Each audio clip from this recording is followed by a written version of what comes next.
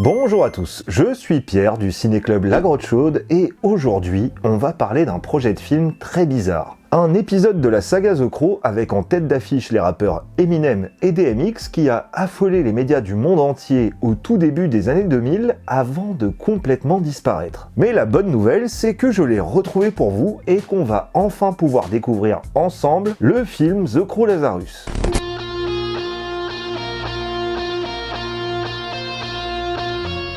L'histoire de The Crow commence avec la bande dessinée créée par James O'Barr en 1989. Ce comic book culte raconte l'histoire d'Eric Draven, un musicien qui est ressuscité par un corbeau pour venger sa propre mort et celle de sa fiancée. James O'Barr a écrit cette histoire pour exorciser une tragédie personnelle, la mort de son premier amour, percuté par un automobiliste en état d'ivresse dans une rue de Détroit. Ce comic book, connu pour son ton très sombre, son approche radicale du thème de la vengeance et son style visuel distinctif, a rencontré un grand succès à sa sortie à la fin des années 80 et rapidement un projet d'adaptation cinématographique est né sous l'impulsion du producteur Ed Pressman. En 1994, The Crow est porté à l'écran par le réalisateur Alex Proyas, avec Brandon Lee dans le rôle d'Eric Draven et Miramax associé à Ed Pressman côté production. Le film sublime la BD grâce à ses images qui insufflent de la couleur sans jamais trahir le trait de James O'Barr. Il s'offre une atmosphère encore plus gothique, ajoute une bande son vraiment très cool et la performance de Brandon Lee est incroyable. Malheureusement, le film a également été marqué par une tragédie, la mort de Brandon Lee tué accidentellement sur le tournage à cause d'une arme chargée par erreur avec de vraies balles. Cet horrible accident a renforcé l'aura du long métrage qui n'a pas tardé à acquérir le statut de film culte avant même sa sortie. Après le succès du premier film, le producteur Ed Pressman et Miramax ont vu le potentiel de The Crow en tant que franchise et ils ont donc chargé le réalisateur et scénariste David S. Goyer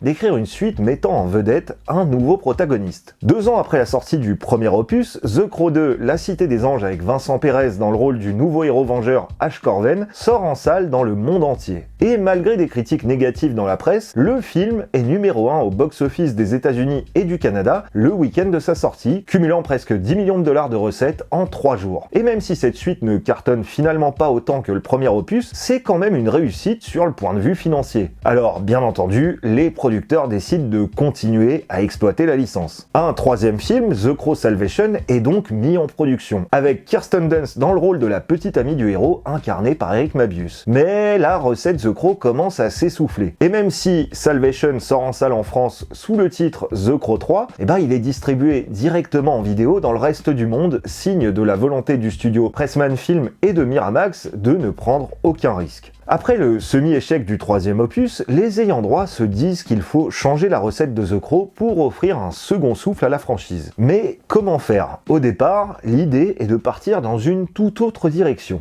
Comme les bandes originales des 2 premiers films ont cartonné, les producteurs pensent qu'il faut miser à fond là-dessus. Dans un premier temps, ils font appel à un célèbre métalleux, Rob Zombie. Ça tombe bien, ils ont déjà bossé avec lui puisqu'il a enregistré une chanson pour la BO de The Crow 2 et il en a réalisé lui-même le clip. Pendant 2 ans, Rob Zombie va bosser sur un projet intitulé The Crow 2037. Et le pitch est assez ouf, ça aurait été un western post-apocalyptique avec un personnage principal bien plus vieux que dans les précédents films. L'histoire du film aurait commencé dans un futur proche, en 2010, lorsqu'un jeune garçon et sa mère sont assassinés la nuit d'Halloween par un prêtre sataniste. 1 an après sa mort, le garçon est ressuscité par un corbeau, mais il ne se souvient plus de rien. Le film nous aurait ensuite projeté 27 ans plus tard, alors que le monde a sombré dans le chaos et que notre héros est devenu un redoutable chasseur de primes évoluant dans une atmosphère façon western futuriste. Et là, en 2037, il aurait fini par tomber sur ceux qui l'ont tué, lui et sa mère, se souvenant maintenant de tout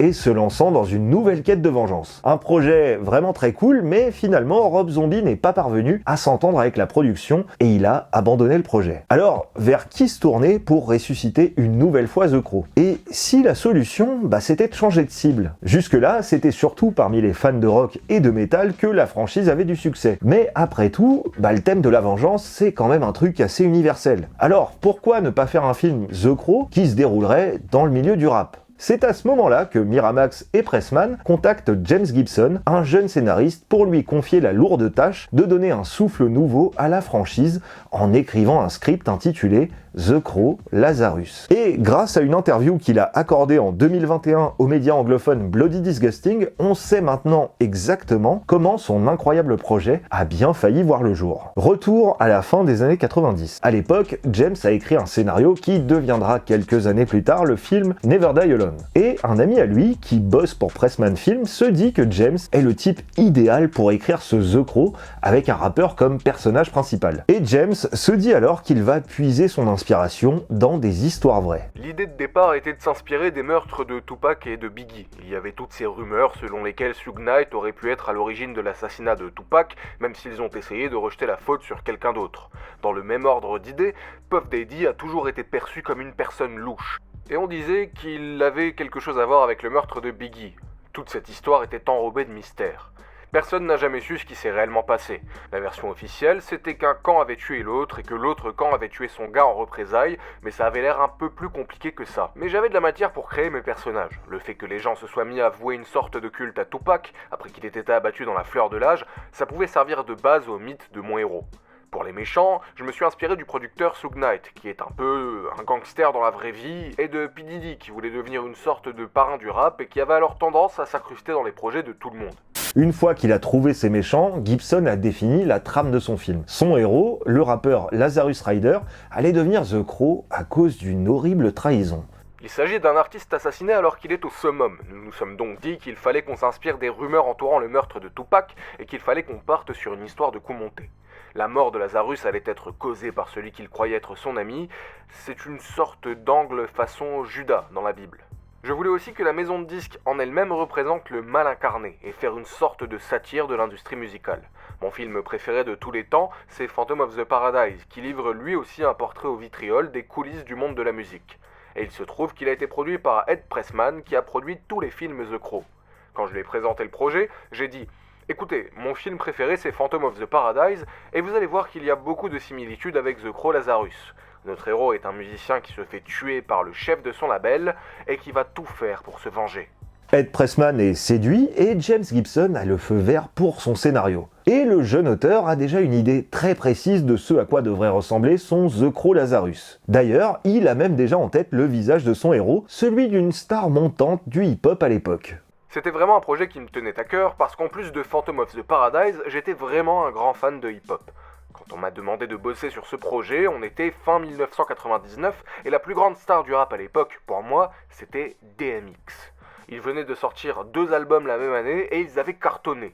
Ils étaient tous les deux quintuples disques de platine ou quelque chose comme ça. Il avait une image très intéressante à l'époque parce qu'il aimait flirter avec l'imagerie gothique. Je me suis dit que ce type était le bon. En plus, il venait de tourner les films Belly et Roméo doit mourir, donc je savais qu'il faisait le taf en tant qu'acteur. Et puis, dans ses chansons, il s'adressait à Dieu et parlait d'être prêt à mourir. Il y avait dans ses textes un côté spirituel qui collait particulièrement bien à l'esprit de The Crow. Pour convaincre la production, je me suis pointé à un rendez-vous avec une copie de son 2e album, Flesh of My Flesh, Blood of My Blood. Sur la pochette, il est à poil dans une baignoire et il est couvert de sang. Je leur ai dit « Regardez, c'est votre The Crow » et ils m'ont répondu « Oui. On a notre The Crow. » Ils ne savaient même pas qui c'était, mais il leur avait tapé dans l'œil. Je leur ai dit « Appelez-le, on va organiser une réunion avec son manager. Le film, c'est lui, c'est la plus grande star du moment. » C'était une évidence. D'autant qu'il voulait vraiment une grosse tête d'affiche pour redorer le blason de la franchise et que le film soit un succès en salle. James Gibson rencontre donc son rappeur préféré et il lui déroule son projet dans une chambre d'hôtel où flotte un doux parfum d'herbe de Provence. À l'issue de ce long pitch détaillé, DMX est séduit et il accepte de devenir le nouveau The Crow. Le rêve de James est donc en train de prendre forme et il se met au charbon. Il écrit désormais son The Crow en l'adaptant le plus possible au célèbre rappeur. Dans la presse, l'info commence à circuler et DMX communique sur le projet auquel il semble croire vraiment très fort. Je suis très emballé à l'idée de participer à The Crow Lazarus. J'aime le scénario et je m'identifie pas mal au personnage. La morale de cette histoire, c'est que les choses ne sont pas toujours ce qu'elles semblent être et qu'il ne faut pas juger les gens à la légère. Et ça me parle.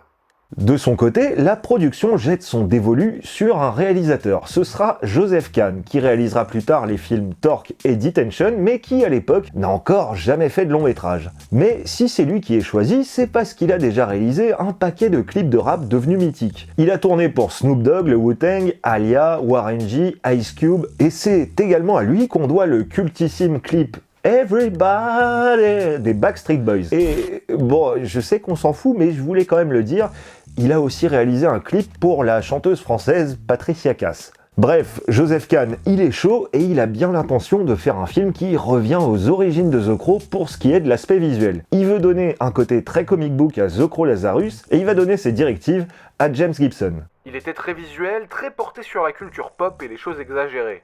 Si vous avez vu Torque, vous savez quel peut être son style sur un projet à gros budget. Il voulait faire de notre film un genre de bande dessinée hyper réaliste, très colorée.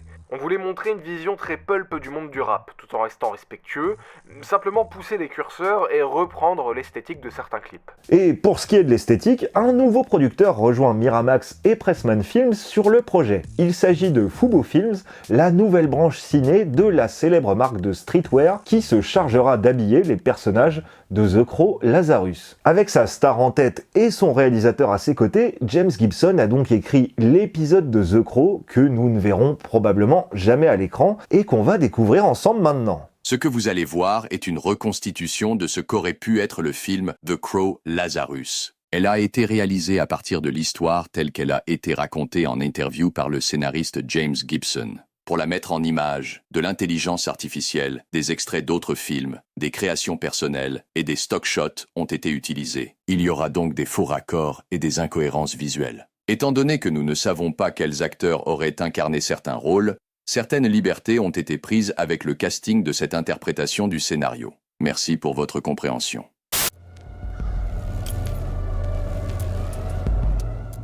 The Crow Lazarus commence par une citation biblique. « Car le grand jour de sa colère est venu, et qui pourra subsister ?»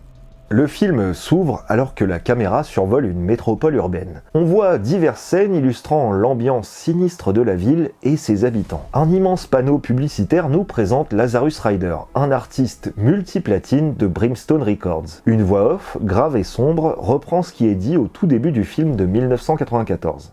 Il y a longtemps, les gens croyaient que lorsque quelqu'un meurt, un corbeau emporte son âme jusqu'au pays des morts. Mais il arrive parfois, lorsque des choses trop horribles se sont passées, que l'âme emporte avec elle une immense tristesse et qu'elle ne puisse pas trouver le repos.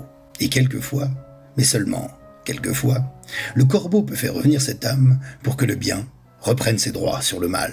On se retrouve ensuite dans un immense stade bondé de fans. Le label Brimstone fête son 5e anniversaire avec un concert géant supervisé par Bratt, le directeur financier véreux de la maison de disques. Bratt est en méga stress parce que la star du show, Lazarus, ne sort pas de sa loge alors qu'il doit se préparer à monter sur scène pour une performance très attendue. Nous découvrons alors Lazarus qui semble dans une bulle hors du temps, la tête posée contre le ventre de sa fiancée, Marie. Car Lazarus vient d'apprendre que Marie est enceinte, une révélation qui pousse le rappeur à faire de la performance de ce soir sa dernière. Il est en effet prêt à quitter la scène et à tout laisser à son associé et ami d'enfance, Stone. Pendant ce temps, Bratt est allé chercher Stone justement pour qu'il l'aide à faire sortir Lazarus de sa loge. Stone fait son entrée accompagné de son entourage imposant. Ike, un dur à cuire au look de hooligan britannique, et Eva, une femme athlétique habillée comme une ninja en combinaison de cuir. Avec ses traits durs, ses yeux intenses, vêtus de soie blanche et de mocassins Gucci blancs, Stone fait une forte impression. Alors que Stone se dirige vers la loge de Lazarus, il voit une télé qui diffuse une intervention de Tasha, la sœur journaliste de Marie, qui révèle publiquement la grossesse de sa sœur et la retraite imminente de Lazarus. Stone félicite ses deux vieux amis et Lazarus monte sur scène. Bratt s'approche de Stone et lui fait remarquer que le départ de Lazarus mettra en péril l'expansion prévue de Brimstone et peut-être même toute l'entreprise. Stone reçoit alors un appel de Papa Smurf, un rappeur d'un label rival, qui l'appelle pour l'insulter et le menacer. Et juste après ce coup de fil, deux hommes de Smurf apparaissent dans la foule et ouvrent le feu, manquant de peu de toucher Lazarus sur scène.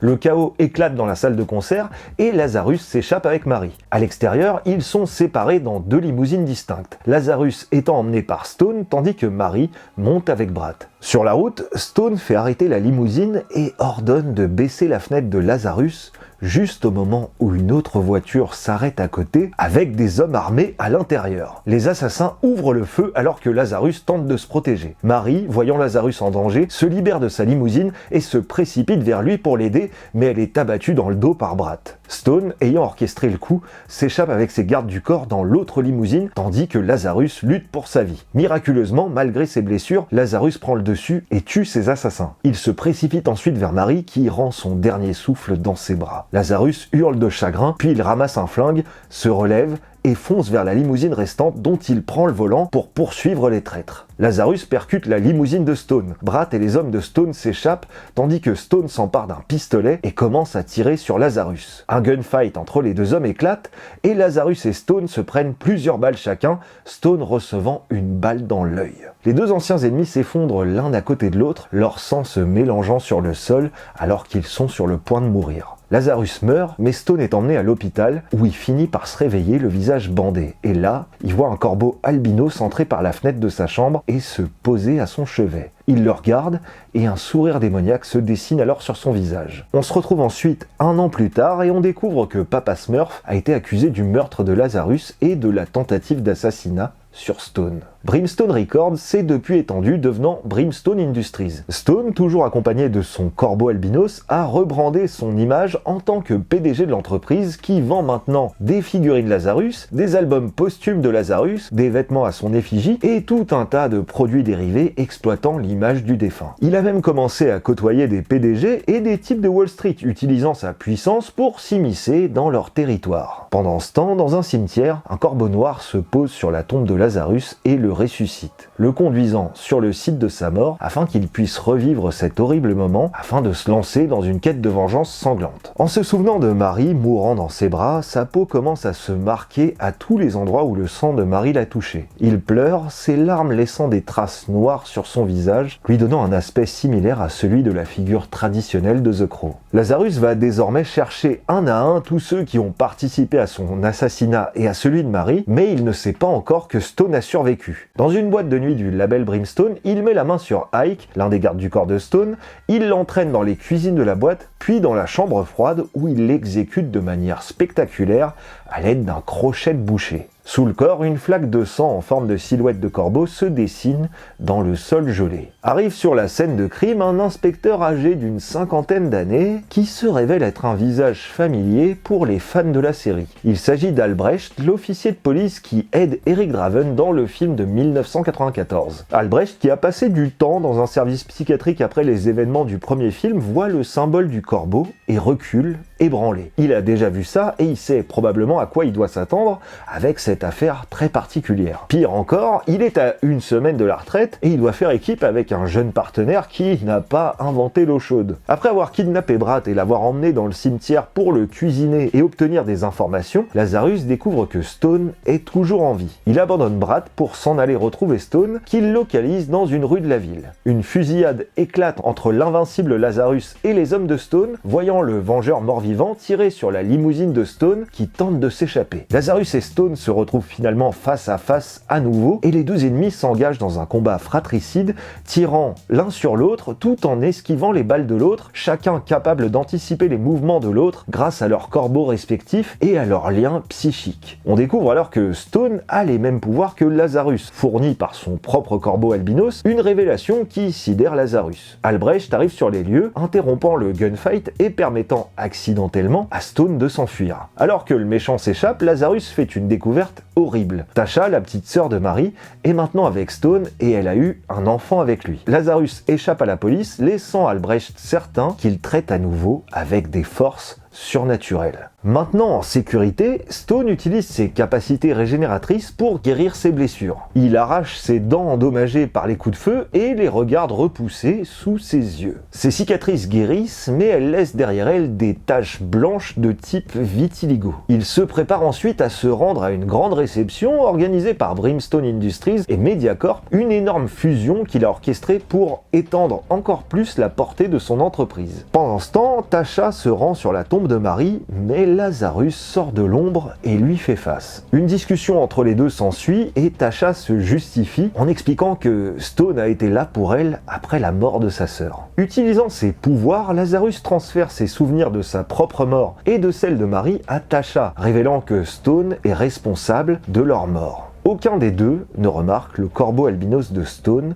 qui observe la scène à distance. Pendant ce temps, Stone consulte des médecins qu'il a engagés pour examiner son sang et comprendre comment il est encore en vie. Les médecins notent qu'il y a quelque chose qui ressemble à un virus dans son système envahissant ses cellules. Stone leur demande alors de créer des anticorps ou une sorte de vaccin à cet étrange virus, espérant utiliser ça pour se débarrasser une bonne fois pour toutes de Lazarus. Plus tard, Albrecht suit la piste de Lazarus jusqu'à son dernier domicile connu, un loft abandonné où le rappeur mort-vivant est justement occupé à regarder des objets de sa vie passée. Les deux hommes discutent, Albrecht révélant son propre lien avec le corbeau et expliquant aussi à Lazarus quelle serait, selon lui, sa véritable mission. Il lui explique que l'objectif n'est pas seulement de se venger, mais aussi de restaurer l'équilibre et de rendre justice. Pendant ce temps, Bratt ordonne à une escouade de tueurs d'attaquer Lazarus dans son loft. Stone l'apprend et, furieux que Bratt prenne des initiatives, il le tue devant les banquiers et PDG lors de la fusion de Brimstone avec Mediacorp. Tasha tente alors de s'échapper, mais elle est retenue par Eva, la sbire de Stone. Au loft de Lazarus, les tueurs envoyés par Bratt attaquent. Albrecht se met à l'abri tandis que Lazarus affronte les tueurs dans une séquence d'action à la John Wick. Lazarus finit par tuer tous ses assaillants, virevoltant entre les balles et les coups avec une incroyable aisance. Le climax du film se déroule dans une église qui est située dans le même terrain que le cimetière où Mary est enterrée. Stone et Eva retiennent Tasha en otage, l'utilisant comme appât pour attirer Lazarus. Grâce aux produits développés par les médecins qu'il a engagés, Stone a créé des balles spéciales qu'il a appelées les Crow Killers, destinées à affaiblir Lazarus et à le rendre à nouveau mortel. Lazarus arrive et le combat final entre lui et Stone éclate. Stone utilise les Crow Killers, vidant son chargeur sur Lazarus et le rendant vulnérable. Alors que Lazarus se croit fichu, son corbeau lui communique une idée. Les deux corbeaux, le sien et celui de Stone, seraient liés, tout comme les hommes qu'ils ont ressuscités. Lazarus comprend que, pour tuer Stone, il doit sacrifier son propre corbeau. Lazarus tire donc sur son corbeau, entraînant également la mort du corbeau albinos de Stone. Les deux hommes sont à présent de nouveau mortels. Stone commence à se décomposer. Ses dents tombent, ses plaies qui étaient cicatrisées s'ouvrent à nouveau et il hurle de douleur. Albrecht arrive juste à temps pour sauver Tasha qui tue Eva et récupère son enfant. Lazarus affronte Stone une dernière fois et le tue définitivement. Pensant qu'il sera privé d'une vie après la mort s'il meurt avant de retourner à sa tombe, Lazarus demande l'aide d'Albrecht et de Tasha. Albrecht porte Lazarus hors de l'église et le conduit au cimetière, courant avec lui jusqu'à sa tombe. Lazarus y arrive juste à temps pour être accueilli par une sorte de fantôme de Mary qui l'accueille pour l'emmener avec elle dans l'au-delà. Après avoir dit adieu à Lazarus, Albrecht et Tasha quittent le cimetière en discutant. Albrecht demande à Tasha comment s'appelle son fils. Et après un petit moment de réflexion, elle répond « Lazarus ». Et voilà, c'est la fin du scénario de The Crow Lazarus écrit par James Gibson. Mais alors, pourquoi le film ne s'est pas fait? Reprenons le cours de l'histoire de cette production tourmentée dans laquelle Eminem allait bientôt se retrouver impliqué. Après avoir terminé son script, James l'a fait lire à DMX. DMX l'a adoré. Alors les producteurs se sont mis à chercher qui pourrait jouer Stone. C'est là qu'ils sont entrés en contact avec Eminem. Et même s'il n'avait pas encore fait de cinéma à l'époque, il a kiffé le projet. Il a dit que si DMX jouait dans le film, il voulait jouer dedans lui aussi. Nous avons donc décidé de lui faire jouer Stone, même si, évidemment, dans cette version du script, j'avais écrit sans penser à lui pour incarner le méchant. Je pense que le fait que ce type soit blanc aurait changé quelque peu la dynamique, mais il n'y avait finalement pas grand chose à modifier. Eminem a lu le scénario, et même si le personnage était écrit comme étant noir, il se voyait bien dans ce rôle, et il a accepté de le faire. Ils avaient passé un accord avec lui, ils allaient le payer 4 millions de dollars ou quelque chose comme ça pour jouer dans le film. Et c'était 2 ans avant 8 Mile. Vous imaginez, on aurait eu DMX en héros et Eminem en méchant façon Joker. Évidemment, la bande originale aurait été dantesque, avec les 2 plus grands rappeurs du moment réunis. Ça allait être un carton, j'avais aucun doute là-dessus et je n'imaginais pas une seconde que le projet capote, jusqu'à ce que Miramax le fasse couler. Je n'ai jamais eu affaire à eux directement, Nous n'avons jamais reçu de note de leur part ou quoi que ce soit d'autre, mais l'accord qu'ils avaient passé avec Pressman était que le film serait financé de manière indépendante. Mais parce qu'ils avaient distribué le premier, ils avaient un droit de préemption sur la distribution du film. En gros, s'ils décidaient de ne pas le faire, ils pouvaient simplement bloquer les droits et faire en sorte que personne d'autre ne puisse le distribuer, parce que c'était leur droit. Ils n'avaient donc pas d'influence créative, mais ils avaient en quelque sorte un droit de veto, et dans leur esprit, l'avenir de la franchise ne valait pas mieux que 2 ou 3 autres films fauchés destinés au marché de la vidéo. En gros, Bob ou Harvey Weinstein, je ne sais pas lequel des deux, a appelé Pressman et a dit « Personne ne veut voir un film avec 2 rappeurs ». C'était complètement débile. On avait en tête d'affiche les 2 plus grandes stars du monde de la pop à ce moment-là. Eminem allait devenir encore plus célèbre et DMX était à son apogée. 8 Mile, quand il est sorti 1 an et demi plus tard, a rapporté 35 millions de dollars le week-end de sa sortie. J'en suis encore malade. Ça me tue parce que j'aurais probablement acheté une maison avec l'argent qu'on aurait gagné, vous voyez ? À ce moment-là, j'ai quitté le projet. Ensuite, les gars de Pressman ont engagé un autre type pour réécrire mon scénario pour en faire un film qui ne serait pas lié à The Crow. Grosso modo la même histoire, mais en supprimant toutes les références à The Crow, en ajoutant un sorcier chinois qui aurait jeté un sort à Lazarus et Stone. Je crois qu'ils étaient prêts à tout pour faire ce film sans Miramax. Mais si ce n'est pas The Crow, à quoi bon ? Si vous utilisez le modèle exact de l'intrigue de The Crow mais que vous ne pouvez pas avoir l'iconographie de The Crow ni le mythe de The Crow, alors tout ce que vous avez c'est une sorte de plagiat ringard de The Crow. Et puis quoi, vous allez tout expliquer avec une sorte d'amulette chinoise ou un sorcier mandarin qui aurait jeté un sort ? Ça allait faire un flop. Ils ont retiré The Crow du titre et ils l'ont simplement appelé Lazarus. Ils ont essayé de monter le film, mais il ne s'est jamais fait. Joseph s'est barré pour réaliser Torque, et DMX et Eminem se sont désintéressés du projet. Aujourd'hui, James Gibson voit maintenant cette histoire comme une anecdote marrante à raconter plutôt qu'un vrai regret. Pour son interview à Bloody Disgusting, il s'est replongé dans son scénario qu'il n'avait pas lu depuis 20 ans, et s'il lui trouve encore quelques qualités, il lui reconnaît aussi de nombreux défauts. Je l'ai relu l'autre soir. J'ai aimé certaines choses, d'autres non. Il y avait des trucs vraiment très exagérés et certains passages sont ridicules. Mais je trouve que ça fonctionnait. Je pense que c'est un peu dépassé maintenant, mais je pense que ça aurait pu être cool. Un genre de tentative de fusionner ce qu'on appelait à l'époque le genre thriller urbain avec une sorte d'esthétique de bande dessinée. Ça aurait pu être un bon hybride. Mais ce n'est tout de même pas une grande perte pour l'histoire du 7e art, et je suis sûr que beaucoup de fans inconditionnels de The Crow n'auraient pas aimé. Mais je pense que ça aurait été un film d'action cool, et je suis persuadé que Joseph aurait fait un truc vraiment dingue visuellement. Quand j'ai vu Torque, j'ai trouvé ça complètement ridicule, mais je me suis dit aussi que c'était une sorte de dessin animé en live action. Et je pense que c'est le type d'esthétique qu'il aurait apporté à The Crow Lazarus. Et pour un film tiré d'un comic book, ça aurait été cool. Malgré l'échec du projet, James Gibson a tout de même pu faire un film avec DMX, Never Die Alone, sorti en 2004. Il n'a pas très bien marché au box-office et c'est d'ailleurs le dernier film sur lequel James a bossé en tant que scénariste, mais au moins, il a fini par réaliser un de ses rêves. Alors, est-ce que son The Crow Lazarus aurait été un bon film ? J'en doute fortement, mais j'aurais quand même beaucoup aimé le voir. J'ai maté tous les films de la saga, et même si le 3 et le 4 sont objectivement mauvais, je suis quand même content de les avoir vus. Il y avait effectivement beaucoup de trucs un peu bizarres dans le scénario de James Gibson, et on sent bien qu'il n'a jamais vraiment lu les comics d'origine. Je pense qu'il a vu les 2 premiers films et la série avec Mark Dacascos, parce qu'il y a des choses dans son scénario qui ressemblent vraiment à certains épisodes. Mais bon, James avait quelques bonnes idées, comme l'envie de faire revenir le flic du premier film, et puis je pense que ça aurait été intéressant de mixer l'ambiance du film de 94 à celle de la culture hip-hop de l'époque. Je dis pas que ça aurait été bien, mais j'aurais voulu voir ça, et surtout, j'aurais voulu entendre la BO. À l'heure où j'enregistre cette vidéo, j'ai pas encore le droit de vous parler du reboot, mais je l'ai vu, et bon, disons simplement que si ce reboot existe, alors la version de James, elle aurait été au moins aussi légitime. Voilà, vous connaissez maintenant l'histoire de ce film qui n'a jamais vu le jour. Merci à Sylar et à Patrick de la Grotte Chaude de m'avoir prêté leur voix pour donner vie à cette histoire. Et merci à vous d'avoir regardé cette vidéo jusqu'au bout. On se dit à très bientôt ici ou ailleurs pour de nouvelles découvertes et certainement très prochainement de nouvelles histoires liées à The Crow. Ciao! C'était vraiment très intéressant.